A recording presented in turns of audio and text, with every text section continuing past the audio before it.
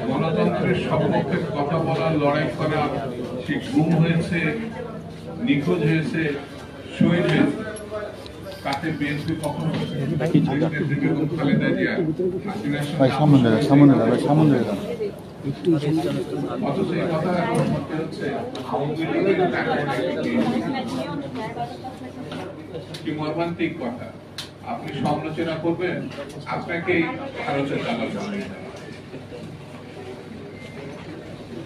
3 মাসের মধ্যে জাস্টিস সাত্তার সাহেব এদেশে নির্বাচন করেছিলেন 91 আর এখন 90 দিন পার হয়ে গেছে।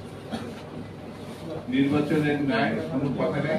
কথা বললে পরে সরকার প্রধান বলছেন একটি মাত্র দল শুধু নির্বাচনে ডিসেম্বরে নির্বাচন।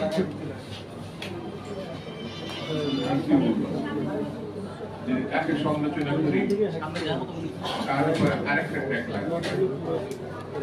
তবে এই কথা আমার কাছে এইটাই মনে হয়েছে, ডিসেম্বরে যদি আমরা নির্বাচন করতে ব্যর্থ হই তাহলে গণতন্ত্রের ভবিষ্যৎ অনিশ্চিত হয়। এই কারণে বলছি, গণতন্ত্রের বিরুদ্ধে যারা ষড়যন্ত্র করছে পার্শ্ববর্তী দেশে তারা একটি অন্যতম। আওয়ামী লীগ বসে আছে, এটা ভাবার কোনো কারণ।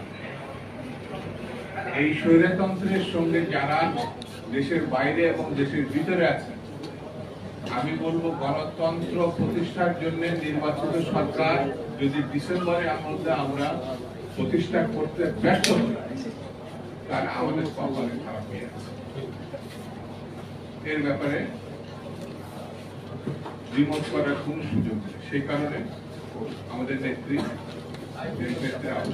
বলেছেন পদে পদে গণতন্ত্র প্রতিষ্ঠার কথা, পদে পদে আমরা গণতন্ত্রের জন্য আগেও জীবন দিয়েছি, ভবিষ্যতেও দিব। এই ব্যাপারে কোনো আপোষ নেই। আমি আজকে